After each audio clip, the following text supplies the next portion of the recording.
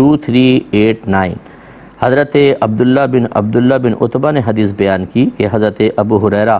رضی اللہ تعالی عنہ کہتے ہیں کہ رسول اللہ صلی اللہ علیہ وسلم نے فرمایا، اگر میرے پاس احد پہاڑ کے برابر بھی سونا ہو تب بھی مجھے اس سے خوشی نہیں ہوگی کہ مجھ پر 3 دن گزر جائیں اور میرے پاس اس سونے میں سے کچھ باقی ہو، مگر اتنی چیز جس کو میں قرض ادا کرنے کے لیے رکھ لوں۔ تو یہ دنیا کے مال سے دوری، دنیا کی آسائشوں اور دنیا کی چکا چون سے دوری کے لیے رحمت کونین صلی اللہ علیہ وسلم نے تعلیم ارشاد فرمائی۔ چونکہ آپ اللہ کے نبی تھے اور نبیوں کو وہ خزانے دیے جاتے ہیں جس کا کوئی تصور نہیں کر سکتا، ان پہ عالم غیب کی بہت سی چیزیں منکشف کر دی جاتی ہیں، وہ فرشتوں کو دیکھتے ہیں، وہ جنات کو دیکھتے ہیں، باتیں کرتے ہیں، ملاقات کرتے ہیں۔ رحمت کونین صلی اللہ علیہ وسلم اپنے بارے میں فرماتے ہیں کہ اللہ تبارک و تعالی نے دنیا کے خزانوں کی کنجیاں میرے ہاتھ میں رکھ دی ہیں۔ اتنا میرے آقا صلی اللہ علیہ وسلم کو اللہ نے انعام دیا، ان اللہ زوالی الارض فرأیت مشارقها و مغاربها، اللہ تعالیٰ نے میرے لیے زمین کو سمیٹ دیا تو میں نے اس کے مشرقوں کو بھی دیکھ لیا، اس کے مغربوں کو بھی دیکھ لیا، یعنی چپا چپا اللہ تعالیٰ نے مجھے دکھا دیا۔ جو نبی ایک مقام پہ کھڑے ہو کر اس طریقے سے کائنات کا نظارہ کر رہے ہوں، ان کے لیے دنیا کی ذلیل دولت تو کچھ بھی نہیں ہے۔ اس لیے رحمت کونین ارشاد فرماتے ہیں کہ اگر یہ احد پہاڑ سونے کا بن کر میرے پاس آ جائے، میں پسند نہیں کروں گا کہ 3 دن تک بھی یہ میرے پاس رہے، سب کا سب صدقہ کر دوں گا، کیونکہ انہیں ہم سے زیادہ آخرت کی معرفت ہے، ہم سے ایک زیادہ بلکہ بہت ہی زیادہ، کیونکہ نبی تو نبی ہوتے ہیں، جو اولیاء اعظام ہوتے ہیں، جو نبی کریم صلی اللہ علیہ وسلم کی پیروی کرنے والے ہوتے ہیں، انہیں اللہ نے اتنے بڑے بڑے نام دیے ہوتے ہیں، تو وہ دنیا کی طرف کیا مائل ہوں گے، دنیا کی کیا اٹریکشن ان کو محسوس ہوگی، ان پہ وہ چیزیں منکشف ہوتی ہیں کہ وہ چاہتے ہیں کہ آخرت سب سے بہتر بنتی رہے، کیونکہ جو کامل یقین ان کو حاصل ہوتا ہے وہ لوگوں کو کم ہوتا ہے۔ نبیوں کو تو عین الیقین حاصل ہوتا ہے۔ عین الیقین کا مطلب چیز کو دیکھ کر یقین حاصل کرنا۔ ایک ہوتا ہے آپ خبر سے یقین حاصل کرتے ہیں، کوئی آپ کے پاس آتا ہے ملنے کے لیے، کہتا ہے یار فلاں جگہ پر ایک آدمی ہے، اسی حلیے کا ہے، بڑا نیک ہے، پرہیزگار ہے، متقی ہے۔ اب اگر یہ خبر دینے والا نیک آدمی ہے اور سچا ہے، آپ کو یقین حاصل ہو جائے گا کہ ضرور ایسا آدمی ہوگا۔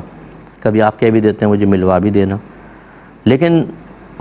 آپ نے دیکھا نہیں، یقین حاصل ہو گیا۔ یہ خبر کے ذریعے یقین ہے، اس کو علم الیقین کہتے ہیں کہ یقین کا علم حاصل ہو گیا۔ اور ایک ہوتا ہے دیکھ کر علم حاصل کرنا، آپ گئے اور آپ نے جا کے اس آدمی کو دیکھ لیا، علم تو پہلے ہی تھا، اب عین آنکھوں کے ذریعے یقین اور حاصل ہو گیا۔ تو نبیوں کو یہ یقین حاصل ہوتا ہے۔ میرے آقا صلی اللہ علیہ وسلم نے جنت کی نعمتوں کو دیکھا ہوا ہے، حوروں کو دیکھا ہوا ہے، محلات کو دیکھا ہوا ہے، وہاں کے اوصاف سرکار نے بیان فرمائے۔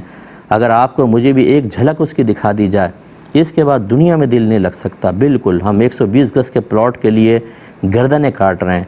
10 20 روپے کے لیے قتل کر دیتے ہیں، بعض اوقات انانیت کا مسئلہ بنا کر، تھوڑی تھوڑی چیزوں پہ ہماری رال ٹپک جاتی ہے اور ہم وہ دوستیاں اور رشتہ داریاں منقطع کر دیتے ہیں، کیونکہ ہمیں پتہ ہی نہیں کہ یہ دنیا تو عارضی ہے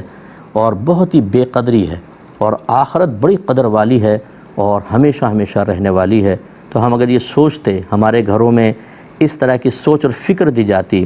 ایک باپ ایک ماں اپنے بچوں کو دنیا سے زیادہ آخرت کی طرف مائل کر رہے ہوتے، تو پھر ہمارے اندر وہ لالچ نہ ہوتا جو اللہ کی نافرمانی کی طرف تیزی سے لے جاتا ہے۔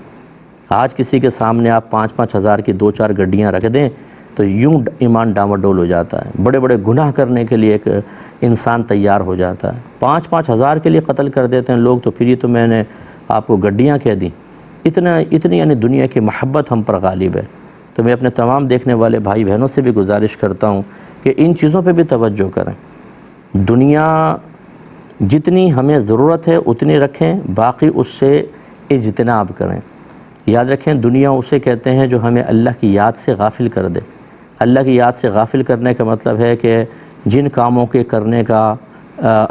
کاموں کو اللہ نے فرض قرار دیا ہے، واجب ہیں یا سنت موقدہ، وہ چھوٹنے نہیں چاہیے،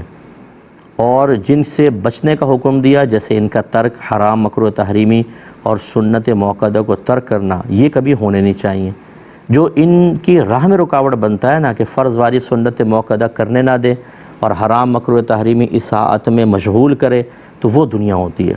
وہ چاہے سگے ماں باپ ہوں، بعض اوقات وہ ہمیں دین سے روک رہے ہوتے ہیں۔ اب ماں باپ کو چھوڑ تو نہیں سکتے، لیکن یہ ہے کہ ان کے اس قول کو، اس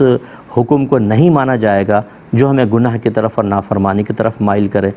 ایسی بیوی شوہر کی اس جگہ اطاعت نہیں کرے گی، ایسے شوہر بیوی بچوں کی وہ بات نہیں مانے گا جس میں گناہ کا ارتکاب کرنا پڑے، ایسے ہم دوستوں کی مروت میں وہ کام نہیں کریں گے جو اللہ کی نافرمانی کی طرف لے جائے۔ اس کا مطلب اگر ماں باپ